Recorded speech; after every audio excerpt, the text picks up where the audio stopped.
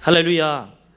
네, 오늘은 예수 그리스도께서 십자가에 못 박혀 돌아가시기 전에 예루살렘 성에 입성하신 귀한 종려 주일입니다. 많은 백성들이 함께 나와 종려나무 가지를 흔들며 호산나 다윗의 자손이여 환영하였던 것처럼 우리 앞뒤 좌우에 계신 우리 성도들을 함께 바라보면서 우리 함께 축복하겠습니다. 사랑하고 축복합니다. 사랑하고 축복합니다. 할렐루야. 오늘 여러분들과 함께 로마서 22번째 믿음의 분량대로 지혜롭게 라는 제목으로 함께 말씀의 은혜를 나누고자 합니다. 기독교 신앙은 정말 감성적 요소를 다분히 갖고 있는 것이 사실입니다. 그러나 더 엄밀히 말하면 기독교는 다른 종교에 비해 굉장히 이성적인 종교입니다. 바울 사도는 오늘 본문 3절에서 우리에게 이렇게 이야기하죠. 믿음의 분량대로 지혜롭게 생각하라 라고 하는 명령을 우리에게 주고 있습니다. 사실 원문에 보면 지혜롭게 라는 단어는 없습니다. 이것은 후대에 주관적으로 번역을 하면서 지혜롭게 라는 단어를 삽입을 하였습니다. 이 지혜롭게 라는 말 뜻은 이렇습니다. 냉철한 판단 혹은 건강한 판단이라는 뜻을 가지고 있지요. 그래서 다시 이 말씀을 번역해 보면 이렇습니다. 냉철한 판단에 근거하여 생각하십시오 라는 말과 같지요. 로마서를 우리가 크게 두 부분으로 나눠 보았습니다. 1장부터 11장까지는 교리적인 부분으로 죄인이 어떻게 구원을 받을 수 있는가, 이 교리적인 부분을 다루고 있었습니다. 그리고 12장부터 이제 16장까지 로마서 끝까지는 거듭난 크리스천들의 윤리적인 삶의 부분을 이야기하고 있는 이 윤리적 삶이 전개되어지고 있습니다. 여러분, 이 그리스도인의 삶을 핵심적인 한마디로 정리하면 뭡니까? 그것은 수직적으로 하나님을 섬기고 이웃을 섬기는 것이 바로 그리스도인의 삶이다. 이렇게 말씀을 드릴 수가 있습니다. 그래서 여러분, 왜냐하면 그것이 바로 하나님을 사랑하고 이웃을 사랑하는 길이기 때문에 바로 그리스도인의 삶, 그러면 하나님을 섬기고 이웃을 섬기는 삶이다. 이렇게 정의를 해볼 수가 있습니다. 그러면 우리가 이 삶을 바로 살려면 무엇보다 중요한 것이 뭘까요? 여러분, 그것은 바로 생각입니다. 생각. 우리의 생각. 그래서 오늘 본문은 우리에게 이렇게 이야기를 하고 있는 것입니다. 믿음의 분량대로 지혜롭게 생각하라. 이렇게 이야기를 하고 있는 거죠. 우리가 믿음의 삶을 바로 살려면 무엇보다 중요한 것이 이 생각이라는 것입니다. 오늘 본문이 제기하는 가장 중요한 문제 제기가 있다면 그것은 무엇이냐면 어떻게 우리가 개인적인 이기심을 뛰어넘어서 교회라는 공동체를 통하여 하나님과 그리고 이웃을 잘 섬길 수 있느냐, 그것을 오늘 본문은 이야기하고 있습니다. 사랑하는 여러분, 우리가 어떻게 개인적인 이기심을 뛰어넘어서 교회라는 공동체를 통해 하나님 그리고 이웃을 잘 섬길 수 있을까요? 그 첫 번째 비결은 바로 자신에 대해 잘 아는 것입니다. 한번 따라해 봅시다. 자신에 대해 잘 압시다. 여러분, 이게 출발점이에요. 너무 중요합니다. 우리 자신에 대해서 잘 아는 것, 이것이 너무 중요하다는 것입니다. 우리는 지난주 12장 2절 말씀을 묵상했습니다. 너희는 하나님의 선하시고 기뻐하시고 온전하신 뜻이 무엇인지 분별하도록 하라. 이 말씀을 받았죠. 여러분, 왜 우리가 하나님의 뜻을 왜 분별해야 합니까? 그것은 바로 하나님의 뜻대로 우리가 살기 위해서입니다. 할렐루야. 그리고 여러분, 그리스도인의 삶을 다르게 정의를 하면 뭡니까? 하나님의 뜻을 이루는 도구적 삶. 이게 그리스도인의 삶이라는 겁니다. 우리가 여러분 이러한 삶을 살기 위해서 무엇보다 중요한 것이 있다면 하나님을 신뢰하고 의지하고 계속해서 배우는 것입니다. 하나님을 의지하고 신뢰하는 일에 가장 커다란 방해물이 있는데 그것은 뭐냐면 자신을 과대평가하는 것이라고 볼 수 있습니다. 물론 여러분, 자신을 과소평가하는 사람도 있습니다. 이것은 일종의 열등감의 발로이고 이런 사람은 쓰임받지 못하는 것을 볼 수 있습니다. 그래도 이 자신을 과소평가하는 열등감을 가진 사람은 자기의 부족함을 알기 때문에 한 가지 가능성이 있는데 하나님을 신뢰할 수 있는 가능성이 있다라는 겁니다. 오히려 자신을 과대평가하는 사람보다 위험률이 더 적다라는 거예요. 정말 더 위험한 사람이 누구냐면 자신을 과대평가하는 사람입니다. 자신을 과대평가하게 되면 자신을 신인 줄 착각하게 됩니다. 하나님을 필요로 하지 않습니다. 이런 사람은 교만한 사람이라고 정의해 볼 수 있죠. 여러분, 우리가 구원받은 것은요, 하나님의 은혜로 된 것입니다. 할렐루야. 우리가 이것을 알아야 합니다. 그러나 구원받았다는 사실이 또 우리가 하나님이 되었다라는 것을 의미하지는 않습니다. 물론 우리가 믿는 하나님은 완전하신 하나님이시지만 그럼에도 불구하고 우리의 믿음의 분량은 아직도 제한되어 있습니다. 이 사실을 우리가 잊지 말아야 합니다. 그래서 오늘 3절 말씀에 보면 믿음의 분량대로 지혜롭게 생각하라, 이렇게 이야기를 하고 있어요. 우리의 믿음에는 제한성, 분량이 있다라는 겁니다. 무엇에 관해 지혜롭게 생각하라고 이야기하고 있습니까? 여기서 보니까 마땅히 생각할 그 이상의 생각을 품지 말라. 이 말씀을 원문에서 보면 이렇게 이야기합니다. 자신에 관하여 마땅히 생각할 그 이상의 생각을 품지 말라, 이렇게 되어 있습니다. 무슨 얘기입니까, 여러분? 우리 자신이 제한되어 있는 존재라는 것을 깨달아 알아야 한다라는 것입니다. 우리가 믿음을 갖고 있어도 여전히 제한적인 존재이고, 우리가 구원을 받았어도 하나님의 용서를 받은 자에 불과하지, 여러분, 우리가 하나님은 아니라는 사실이에요. 이 사실을 알고 있는 사람은요, 스스로 겸손하게 하나님을 의지할 수밖에 없습니다. 그러나 불행히도 보면 우리는 주변에 이런 자기 자신에 대해서 올바른 평가를 하지 못하는 사람들이 많이 있습니다. 구원이 마치 자기가 잘나서 구원을 받은 것처럼 생각을 하고요. 내가 지금 이렇게 존재하고 기동하는 이유가 바로 내가 잘나서 내 경험 때문에 내 탁월한 판단과 생각 때문이라고 여러분 그렇게 억측을 가지고 살아가는 사람들이 있습니다. 그러나 여러분 전혀 그렇지 않다라는 것입니다. 우리의 구원받은 것, 우리가 지금껏 살아가는 것, 지금도 우리가 이렇게 기동하고 움직일 수 있는 것은 전적인 하나님의 은혜임을 여러분 믿으시길 바랍니다. 그러나 이렇게 이것을 믿지 못하는 사람들이 들어야 할 복음이 있는데, 이런 사람들이 들어야 할 복음은 뭡니까? 소크라테스의 복음이에요. 소크라테스가 뭐라고 이야기했습니까? Know yourself. 네 자신을 알라. 니콜라스 알라스. 이렇게 이야기를 했어요. 그들이 들어야 할 복음은 내 자신의 존재, 내 자신이 얼마나 스스로 구원받을 수 없는 처참한 존재인지 네가 알아야 한다. 네가 구원받은 것, 네가 이렇게 거듭난 것, 내가 이렇게 하나님의 자녀가 된 것은 전적인 하나님의 은혜라는 것입니다. 여러분, 우리가 하나님께 쓰임받기를 원하십니까? 여러분, 하나님께 쓰임받기를 원하십니까? 그렇다면 우리 자신이 누구인지를 먼저 알아야 한다는 것입니다. 여러분의 존재 자체를 아는 여러분들 되시기를 주님의 이름으로 간절히 축원드립니다. 또 여러분, 교회 공동체를 통해 우리가 하나님과 이웃을 어떻게 잘 섬길 수 있을까? 우리 자신을 먼저 안 다음에 그 다음에 우리가 알아야 할 것은 올바른 지체의식을 갖는 겁니다. 우리의 지체에 대해서, 이웃에 대해서, 다른 사람에 대해서 우리가 알아야 한다는 것이죠. 지체라는 말을 다른 말로 하면 우리의 이웃에 대해, 다른 성도에 대해서 올바른 생각이다, 이렇게 이야기할 수 있습니다. 이미 우리의 믿음의 분량은 제한되어 있다는 사실을 제가 여러분 앞서 말씀드렸습니다. 부족한 우리가 완전하시고 충만한 그리스도를 어떻게 이 세상 속에 드러낼 수 있을까? 여러분, 어떻게 드러낼 수 있을까요? 부족한 우리가 말이죠. 이것은 신앙의 커다란 명제가 될 수밖에 없습니다. 부족한 내가 어떻게 내 안에 오신 완전한 그리스도를 드러낼 수 있을까?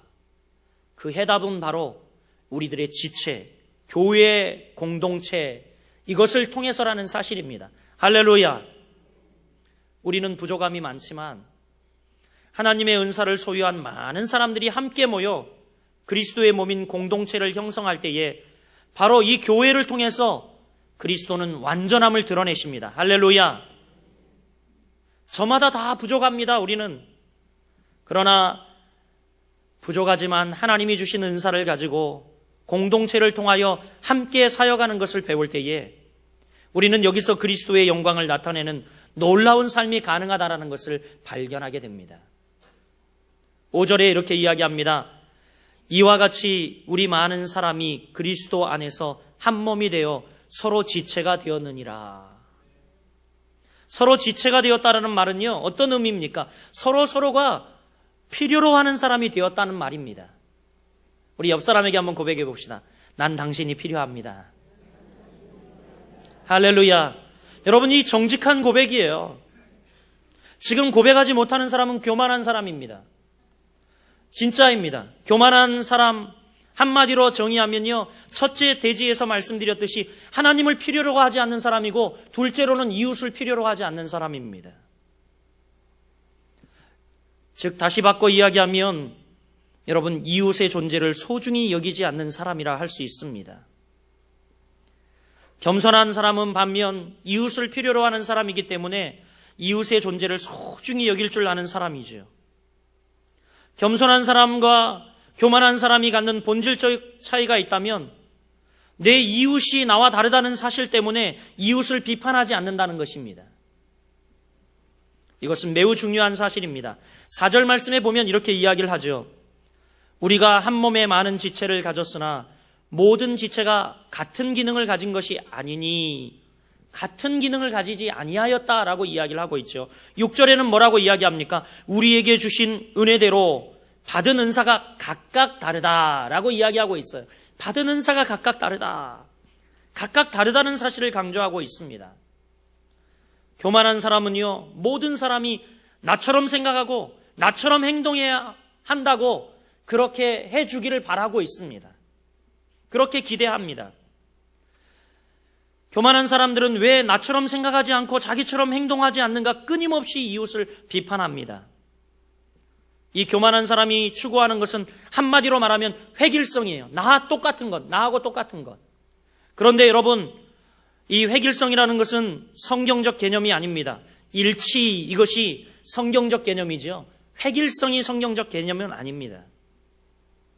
교회의 영광은요, 저마다 다 각자 다른 개성과 다양한 은사, 그리고 다양한 직분을 가진 사람들이 모여서 우리가 서로 다름에도 불구하고 여전히 일치된 목적을 추구한다는 사실, 그 속에 교회의 매력이 있다는 것입니다. 여러분, 우리 교회가 왜 존재합니까? 바로 이 지역에 구원받지 못한 영혼들, 그리고 아직도 하나님을 알지 못한 영혼들을 향하여 이 문을 열고 그들에게 구원 사역을 전개하기 위해서 하나님이 이 지상에 명확하게 세워주신 목적이 있다는 것입니다. 그런데 여전히 이 목적을 발견하지 못하고 여러분, 자행자지하며 자기만 옳다고 주장하는 많은 이들이 있습니다. 여기자인 전여옥 씨가 쓴 베스트셀러, 몇 해 전 베스트셀러가 되었는데 일본은 없다라는 책이 있습니다. 여기에 보면 이분은요, 한국 사람들이 일본 사람에게 많이 배울 것이 있다고 해서 일본 사람들에게 배우려고 애쓴다는 겁니다. 그런데 자기가 직접 일본에 오래 살아보았더니 일본에게서는 배울 것이 아무것도 없다라고 책에 기록을 하고 있어요. 그래서 읽어봤더니 그런 이야기들을 하고 있더라고요.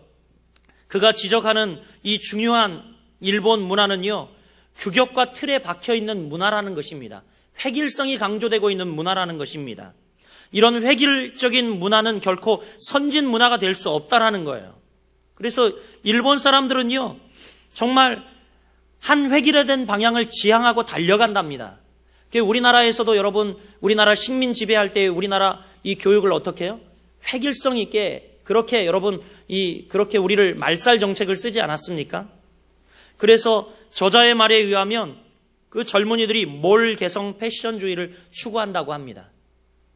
무슨 말이냐면 여자들이 다 똑같이 한결같이 다 나가보면 젊은 여성들이 다 루비통 가방을 들고 다닌대요. 다 똑같대요.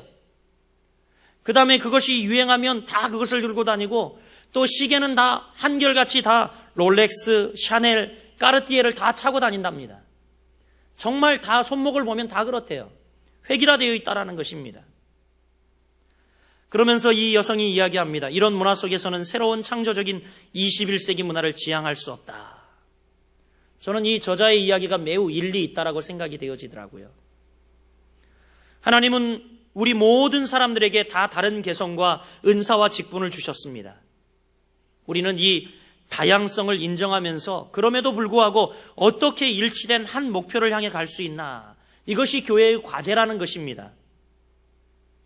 교회의 상처 가운데 하나는요, 교회 속에 어떤 사람들이 지나치게 교만해져서 자기처럼 다른 회원들이 똑같은 생각을 하도록 강요하고 똑같은 스타일을 따라오도록 강요할 때에 교제가 일어날 때 그때의 상처가 되고 그때의 갈등이 생긴다라는 것입니다. 한 젊은 목사님이 새 교회에 취임을 했습니다. 그 교회는 굉장히 갈등이 많은 교회였어요. 갈등의 원인은 바로 평신도 지도자인 장로님들 가운데에 자기처럼 생각하고 행동하지 않는다는 사실 때문에 비판과 비난이 끊이지 않았습니다. 그래서 이 목사님이 기도하면서 성도들을 깨우쳐 주려는 목적으로 강대상에서 무엇인가 담요에 뚫뚫 말고 나오셨어요. 담요에 뚫뚫 뭔가 말고 나오셔서 그래서 공동체에게 이렇게 질문을 합니다. 여러분, 이 담요 안에는 한 생명체가 있습니다. 지금 여러분 열어서 보여드리겠습니다. 그리고 담요를 뚜루루 펼쳐서 보니까 거기에 커다란 종이 한 장이 나왔는데 거기에 보니까 큰 눈이 하나 그려져 있답니다. 큰 눈이 하나. 많은 것 그려져 있는 것도 아니고 눈이 하나 그려져 있는 큰 그림을 이 목사님이 펼쳤어요. 그리고 이야기합니다. 물론 이것은 생명체는 아니지만 사람의 눈입니다. 여러분, 이 눈을 보시면서 솔직히 느끼는 감정이 어떻습니까? 라고 물었다고 합니다. 여러분, 큰 종이에 있잖아요. 눈 하나만 딱 그려져 있는데 볼 때 어떻겠습니까? 징그럽지요. 그래서 성도들이 다 징그럽다고 표현을 했다고 그래요. 그러자 이 젊은 목사님이 교인들에게 이야기를 하기를, 우리에게도 이처럼 한 시각만 있다면 우리 교회는 어떻게 될까요? 징그럽다는 거겠죠. 그런 이야기를 은유적으로 하는 거예요.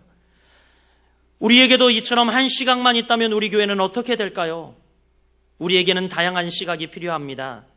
이 다양한 시각이 어우러져 함께 하나님께서 우리에게 맡겨주신 공동의 목표를 추구해 나갈 수는 없을까요?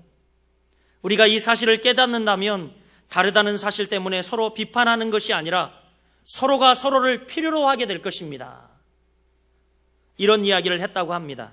그러면서 우리 모두 함께 어우러져서 주께서 우리에게 맡겨주신 영광스러운 목표를 수행하기 위해서 함께 나가야 합니다. 함께 서야 합니다. 이런 말씀을 나눴다고 합니다. 사랑하는 여러분, 이런 지체에 대한 새로운 인식이 우리 교회 안에 가져야 할 성도의 인식이라고 생각이 되어집니다.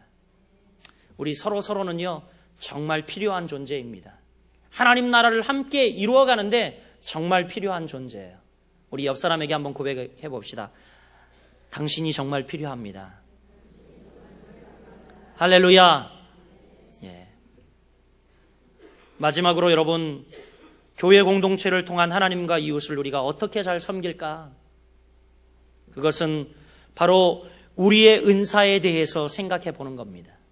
첫 번째, 여러분, 우리가 교회 공동체를 통해 하나님과 이웃을 어떻게 잘 섬길 수 있을까? 내 자신 먼저 돌아보고, 두 번째로 우리의 지체의식을 우리가 점검해보고, 마지막으로는요, 우리의 은사에 대해서 생각을 해보는 것입니다.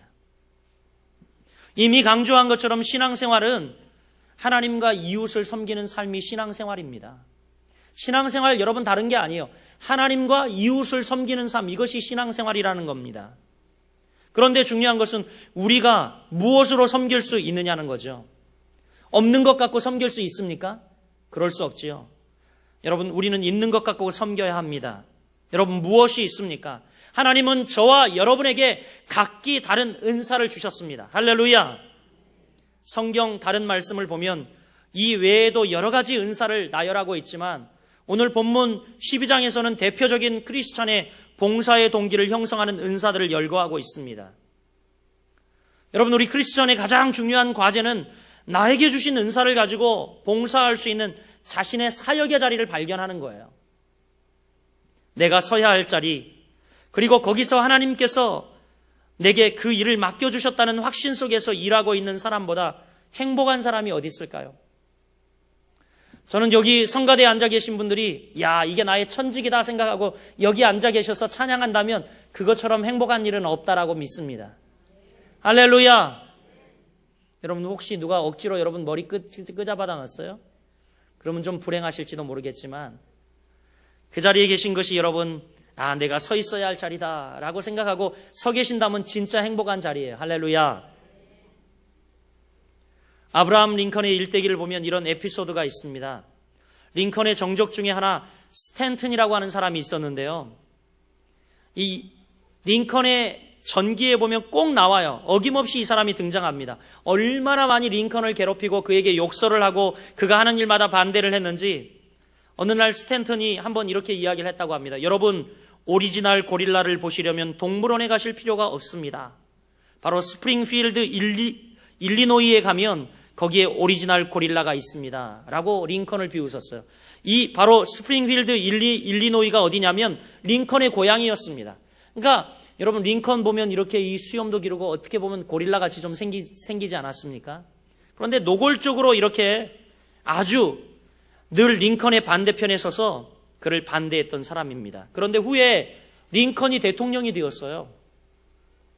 링컨이 대통령이 되고 정부 장관 강요를 조직하는 과정에 있어서 어떤 장관의 적임자리를 두고 이제 많은 사람들이 회의를 하는데 링컨이 말하기를 이렇게 이야기했습니다. 아, 이 자리는 스탠턴이 좋겠어 라고 추천을 한 거예요.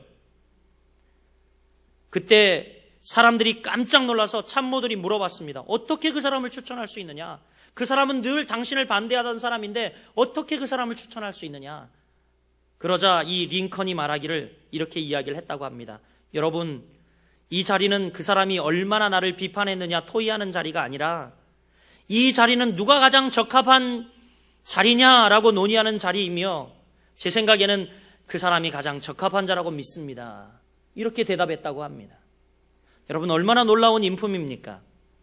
인생에서 자기가 서야 할 자리를 아는 사람, 무엇을 하고 살아야 할 것인지 아는 사람, 하나님이 내게 주신 은사를 가지고 한평생 그 자리에 서서 흔들림 없이 맡겨주신 삶의 목표를 향하여 자기 여생을 몰고 가는 사람, 여러분 그 사람이 얼마나 행복한 사람이겠습니까? 할렐루야. 여러분 이 은사를 잘 사용하는 실질적 제안을 제가 좀 해보겠습니다. 여러분이 어떤 은사를 받았는지 잘 모르고 또 이것을 어떻게 사용해야 하는지 잘 모른다면 여러분 제 실질적인 제안을 좀 따르십시오.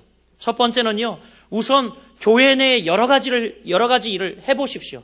한번 성가대도 서보고, 한번 교사도 지원해보고, 한번 주방 봉사도 해보고, 차량 봉사도 해보고, 예배 안내 봉사도 해보고, 여러분 한번 해보세요. 경험을 해보시라는 겁니다. 여러 가지 일을 해보십시오. 그리고 어떤 봉사를 할 때 나에게 가장 큰 기쁨과 환희가 있었는지 그것을 여러분 알기만 하면, 발견하기만 하면 참 여러분은 수지 맞은 거예요. 두 번째, 여러분 이 여러 가지 일들을 해본 후에 그 일들에 대해서 내 자신을 평가해 보는 겁니다. 평가해 보는데 스스로만 평가해 볼 것이 아니라 다른 사람 평가도 받아보아야 합니다. 할렐루야. 그래서 자타가 공인하는 평가를 받아봐야 해요. 그래서 여러분 좀 도시에 많은 교회들은요, 담임 목사를 6년에 한 번 신임 투표를 한다든가 아니면 장로님들을 6년에 한 번 신임 투표를 한다든가 4년에 한 번 신임 투표를 하기도 합니다. 왜냐하면 이것은 내 스스로 난 잘해 이게 아니라 자타가 공인하게끔 우리가 인정을 받아야 한다라는 거죠. 자기만 그 자리에 적임자라고 스스로 착각할 수도 있습니다. 그러나 우리는 스스로 냉철하게 평가해 보는 것이 중요합니다. 이렇게 여러 가지 일을 해보고 그 다음에 내 자신에 대해 평가해보고 세 번째는요, 그것을 찾았다면 평생 그 일에 헌신하십시오. 할렐루야. 확신이 드는 일이 있다면 평생 그 일에 헌신하는 거예요. 우리 교회도 어떤 행정상의 조정을 위해서 임명하는 절차가 분명히 있긴 합니다. 그러나 성서적인 가장 중요한 적합한 방법은 뭐냐면 자원이 우선이 되어야 해요. 자원. 내가 하겠습니다. 요즘 이런 사람 진짜 찾아보기 힘들어서 참 어렵지만 여러분 자원을 제일 우선으로 해야 합니다. 내게 주신 은사를 가지고 내가 서야 할 그 자리 거기에 서서 중요한 것은 내 한평생 하나님을 섬기며 하나님의 뜻을 성취하는 삶을 살아야 한다는 것입니다. 마지막으로는요, 은사를 계속해서 개발해야 합니다. 첫 번째는 제가 여러 군데 일을 해보라 그랬죠. 두 번째 평가해보라 그랬죠. 세 번째는요, 우리가 평생 헌신을 자원하라 그랬죠. 네 번째는요, 계속 은사를 개발하는 겁니다. 계속해서. 은사는 하나님이 주신 것이지만 우리 편의 책임도 있습니다. 그래서 은사를 개발하는 방법은 땅에 묻지 않고 계속해서 성실히 어떻게 해요? 사용해야 합니다. 오늘 본문 6절 이하에 보면 각각 은사를 어떻게 사용해야 할지 말씀을 하고 있어요. 예언이면 믿음의 분수대로 예언의 은사를 사용해야 한다라고 이야기를 하고 있습니다. 이 예언의 은사를 가진 사람이 만약 하나님이 주시지 않은 메시지를 자기의 짐작과 생각으로 말하기 시작한다면 그는 분명히 가짜 예언자가 될 수 있습니다. 그러므로 믿음의 분수대로 예언해야 한다.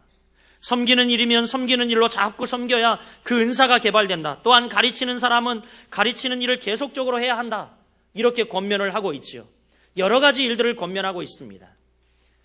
사랑하는 거룩한 비성관교회 성도 여러분, 오늘 본문에서 하나님과 이웃을 한평생 기쁨으로 섬기려면 생각해야 할 세 가지 중요한 교훈을 우리는 배웠습니다. 먼저 우리 자신에 대해서 올바른 평가를, 내 자신을 먼저 뒤다볼 줄 알아야 되죠. 둘째로는요, 이웃, 즉 지체와 함께 어떻게 섬겨갈 것인가, 어떻게 함께 이룰 것인가를 고민해야 합니다. 세 번째로는 하나님이 내게 주신 은사, 그것이 무엇이며 내가 어떻게 이것을 사용하며 어떤 사역을 하며 한평생 주님을 기쁘게 할 것인가 고민해야 할 줄 믿습니다. 그리하여 여러분, 우리의 생애가 끝나는 마지막 순간에 주님께서도 아버지여, 아버지께서 내게 하라고 주신 그 일을 이루며 제가 아버지를 영화롭게 하였습니다 라고 요한복음 17장의 대제사장직 기도를 하나님께 올려드리던 그 예수님을 기억합니다. 아버지여, 아버지께서 내게 하라고 주신 그 일을 이루어 제가 아버지를 영화롭게 하였습니다. 이게 예수님의 기도였습니다. 우리 역시 우리의 마지막 날 아버지께서 제게 하라고 주신 그 일을 제가 이루어 아버지를 영화롭게 하였습니다 라고 여러분 고백할 수 있는 여러분들이 되시길 주의 이름으로 축복합니다. 이제 말씀을 맺으며 꼭 이 이야기를 드리고 싶습니다. 자기 사역 앞에 한평생 성실했던 사람을 언급할 때마다 이야기하지 않을 수 없는 사람이 있습니다. 그는 누구냐면 지미 카터라고 하는 미국 대통령입니다. 그분은 얼마나 멋지게 인생을 산 사람인지 모릅니다. 아주 어렸을 때 성장 과정에 있을 때 그는 예수님을 영접하고 자기 은사를 발견했는데 그게 뭐냐면 티칭, 가르침의 은사를 발견했다고 합니다. 그래서 그는 아주 일찍이 주일학교 교사를 시작했습니다. 그런데 너무나 놀랍게도 대통령직을 하고 있는 동안도 시간을 내어 그 일을 감당했지만 대통령직에서 물러난 이후 그는 어김없이 자신의 고향인 조지아주 플레인스에 돌아가서 자기의 작은 교회, 본교회로 돌아가서 자기가 맡던 주일학교 교사 일을 지금도 섬기고 있습니다. 지금도요, 여러분. 지금도라니까요. 지금도 섬기고 있습니다. 몇 해 전 미국에 크게 신문에 그가 보도되었는데 요즘 그 교회가 카터 대통령 때문에 많이 부흥되었다고 합니다. 왜냐하면 많은 관광객들이 그를 만나려고 교회를 찾아가기 때문에 부흥됐다고 그래요. 그리고 그가 가르치는 모습을 꼭 보고 사진에 담아온다고 합니다. 그리고 아울러 이 카터 선생님, 이 지미 카터 전 대통령과 꼭 기념 촬영을 한다고 그래요. 그래서 기자들이 물어봤다고 합니다. 계속 사진을 찍으려면 힘들지 않습니까? 라고 물어봤더니 이 지미 카터 대통령이 이렇게 대답을 했다고 합니다. 나는 기쁨으로 사진을 찍습니다. 나 때문에 교회가 부흥되고 하나님 말씀을 전할 수 있는 기회를 가질 수 있게 된 것이 오히려 기쁩니다. 나는 앞으로도 평생 계속해서 사진 찍히겠습니다. 이렇게 이야기를 하더랍니다. 죽을 때까지 그 일을 계속하겠다고 하는 그의 고백을 들으면서 이것이 진정한 섬김의 자세가 아닌가 이렇게 생각이 되어졌습니다. 그렇기 때문에 미국의 은퇴한 대통령들 가운데 가장 존경받는 대통령이 바로 카터이고 미국뿐만이 아니라 전 세계가 그분을 존경하고 있습니다. 국제적 분쟁이 일어나기만 하면 어김없이 그를 찾습니다. 왜 그를 찾을까요? 다른 것은 모르지만 그 사람은 성실하고 정직하고 거짓말하지 않는다는 것을 세계가 믿어주고 있기 때문입니다. 미국의 타임지가 대통령을 그만두고 난 뒤 카터의 활동을 소개한 문구 가운데 아주 인상적인 대목을 저는 지금도 잊을 수가 없습니다. 타임지에 났던 글인데 이렇게 기록하고 있어요. The only president who used the White House as the stepping stone. 이렇게 이야기를 하고 있어요. 무슨 얘기냐면 백악관을 디딤돌로 사용했던 유일한 대통령, The only president who used the White House as the stepping stone. 이렇게 기록하고 있어요. 백악관을 디딤돌로 사용했던 유일한 대통령. 무슨 얘기인지 아십니까? 이 말은 굉장히 어마어마한 말입니다. 백악관이 그의 삶의 목표가 아니었다라는 이야기예요. 권력이 그의 목표가 아니었다라는 이야기입니다. 대통령이 그의 목표가 아니라 백악관을 디딤돌로 사용해서 하나님을 섬기고 사람을 섬기고 하나님의 뜻을 성취하기 위해서 자기의 한평생 삶을 드렸다는 이야기예요. 여러분, 얼마나 멋진 고백입니까? 그것도 자기의 고백이 아니라 이 카터의 삶을 본 사람들이 고백하는 거예요. 백악관을 유일하게 디딤돌로 사용했던 대통령. 사랑하는 여러분, 여러분은 여러분의 삶의 자리, 여러분에게 주신 은사, 달란트, 재능, 물질, 그것을 어떻게 사용하고 있습니까? 여러분, 디딤돌로 사용하고 있습니까? 하나님을 섬기기 위해서, 이웃을 섬기기 위해서 여러분 그것을 디딤돌로 사용하고 있습니까? 여러분 어떻게 사시겠습니까? 먼 훗날 여러분이 떠나간 여러분 삶의 자리를 지켜보면서 우리 후손들이 반드시 우리에 대해서 이야기를 할 것입니다. 벌써 몇 년만 지나도 여러분 그 사람에 대해 이야기하지 않습니까? 그런데 여러분을 향하여 우리 엄마 아빠는, 우리 장로님은, 권사님은, 집사님은 하나님이 주신 은사를 가지고 최선을 다해 사시다가 주님을 영화롭게 하고 이 땅을 떠나셨다. 여러분 이렇게 회자되고 싶지 않습니까? 오늘 이 카타 대통령처럼 여러분에게 주신 삶의 모든 영역, 또 여러분에게 구별하여 주신 귀한 은사, 그리고 여러분에게 주신 삶의 모든 환경을 가지고 그것을 디딤돌 삼아 하나님을 영화롭게 하고 교회를 세워가고 영혼을 살리는 일에 아름답게 사용되어지는 여러분 되시길 주의 이름으로 축복합니다.